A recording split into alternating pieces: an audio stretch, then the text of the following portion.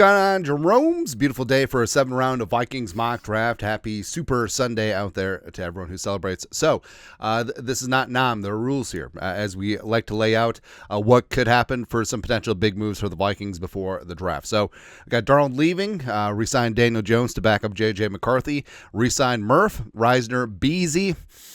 They gone. Garrett Bradbury is cut as well. Harrison Smith is back for one last ride. Gilly retires. Re-sign Aaron Jones. Along the offensive line, sign Mekhi Becton, as well as center James Daniels, who I've wanted forever. All right, so you got two of the pieces of the offensive line solved. You got Osa Odigizua, quick pressure along the interior. Same thing with Sheldon Rankins. Woo! I love this offseason. Mike Hilton working the slot is going to be really nice working with Murph and cornerbacks TBD. You still have Nudie, you still have Blackman, you still have everyone. And also, you signed Javon Holland to replace Bynum. So, feeling pretty damn good. Basically, the Vikings sort of freed up to go BPA. Lots of ways that this thing could go. So, let's fire it up. Fire it up. Feeling good, man.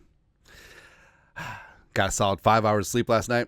It's going to be good. All right, so Cam Ward at 1, Hunter 2, Abdul Kader 3, Tet 4, Mason Graham, LB 3 goes to the Raiders. I kind of like that. Myers and LB 3 going to be good. Starks goes to the Jets. It's going to be a good addition to the secondary.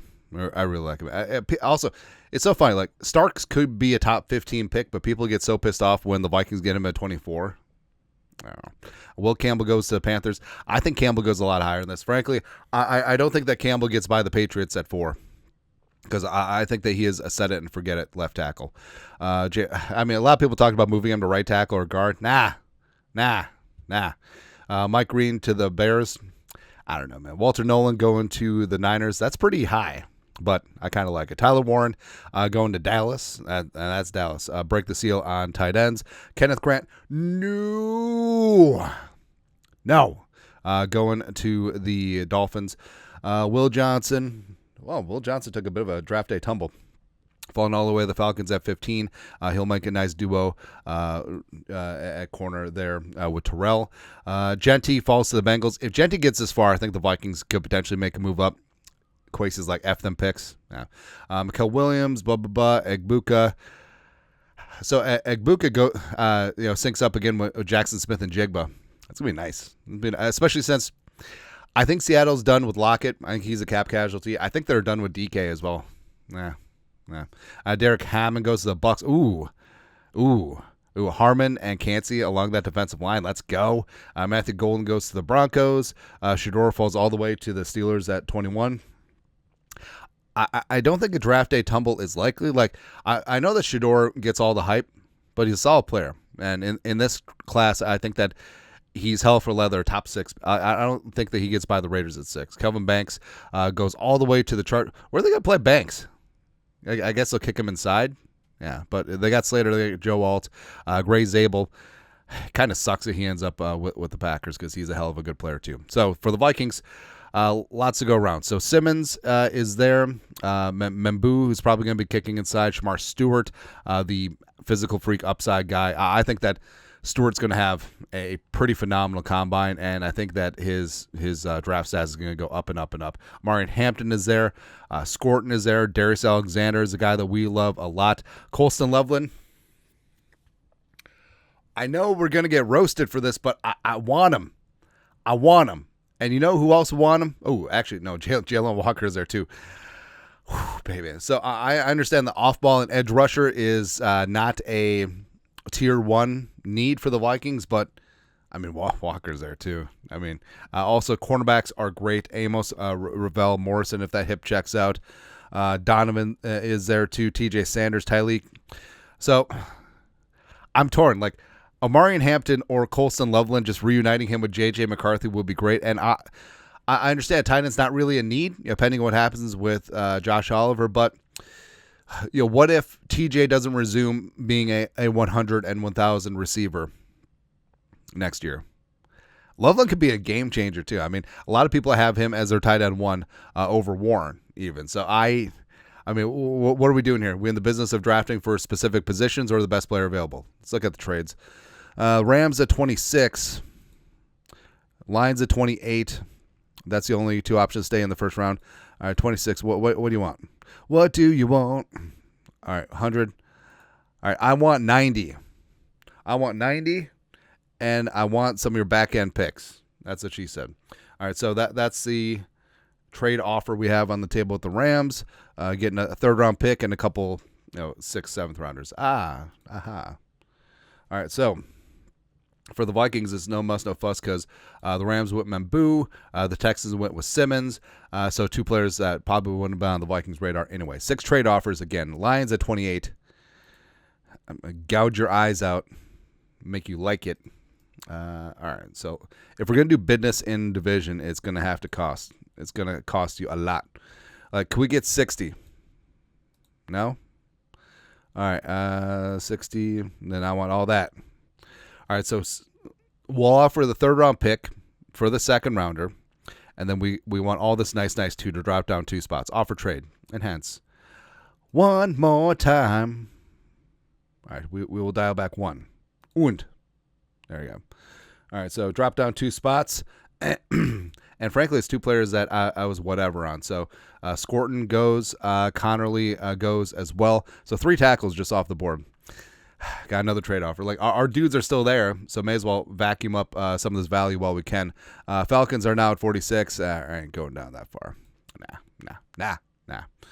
All right, so now what do we do? So it's a good tight end class. It is a great running back class. It's a very good defensive tackle class.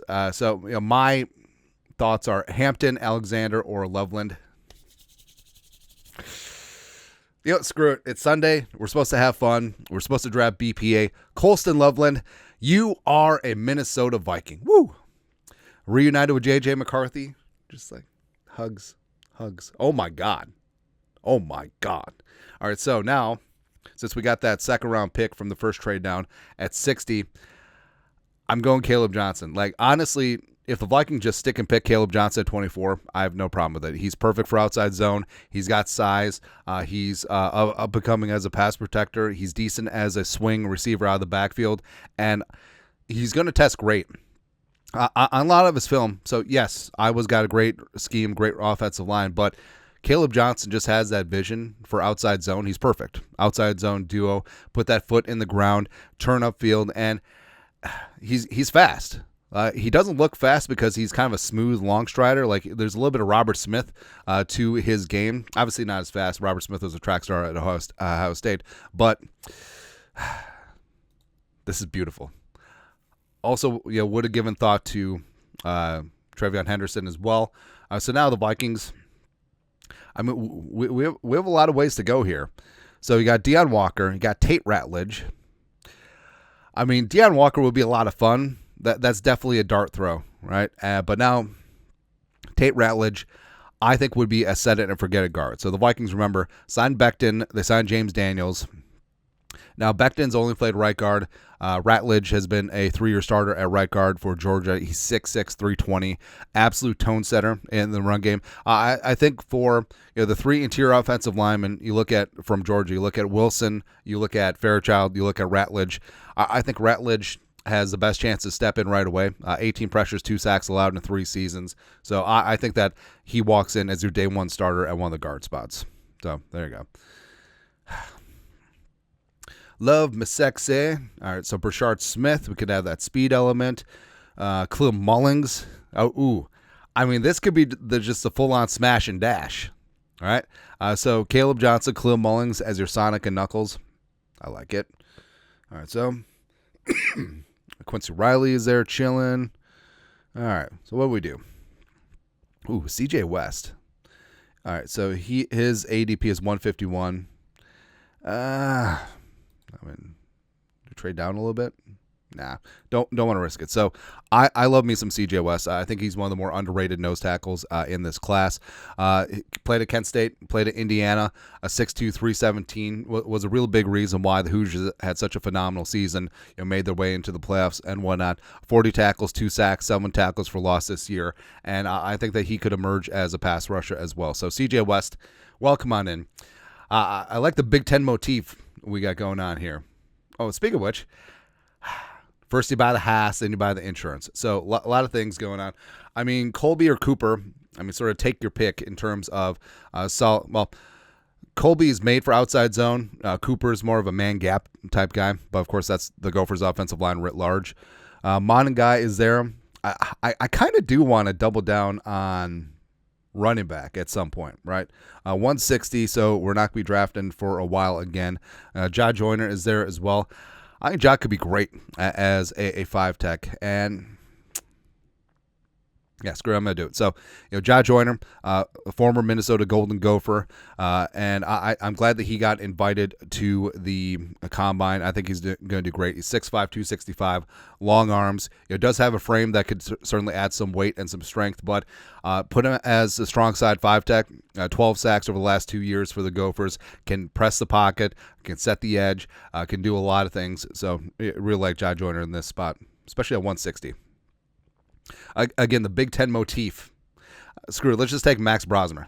Nah. All right, now, Leachy's there. Shook is going to be long gone.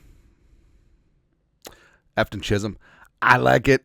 Screw it. I'm taking my guy. All right, so Efton Chisholm, Eastern Washington, did great things at the Shrine Bowl. And, you don't want to say, like, he's going to be like a Cooper Kupp or Julian Edelman, but he does have some shiftiness, add some plus in the receiving game or in the return game as well. So I think that he's a really fun wide receiver 4-5 project, adding on in the back end here. All right, now pretty much same board. What do we do? All right, so Rhonda Gatson is there. All right, so we said we wanted to double Malachi Moore. Ty Robinson. Do we do that? Do we just triple down on defensive line, or do we take the other Georgia guard? Lots of things that we could do. Let's check out corners real quick.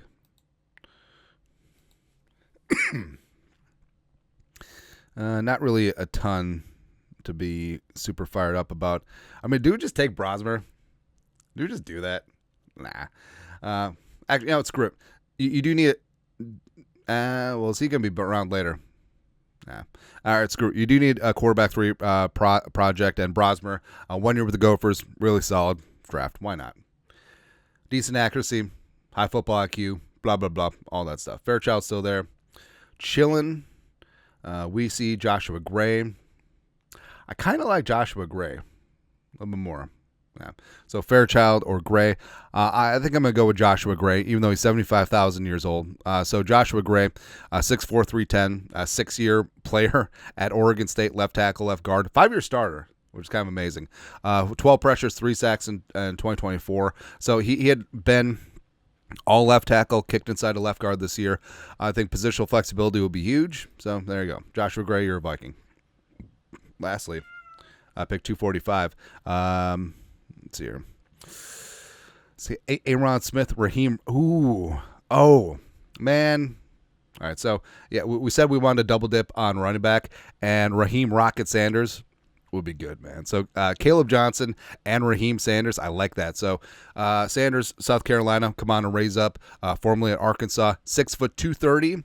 So, does have that power, does have that straight line speed as well. 881 rushing yards, 11 touchdowns in 2024. So, yeah, Raheem Rocket Sanders, welcome on in. I kind of like what the hell happened here. We're going to be good. All right, so, again, recapping what happened, all this stuff. So, the Vikings addressed a lot of trenches and went from there. But overall, like, I'm happy with this draft because the Vikings, the Vikings free agent moves freed them up to go BPA.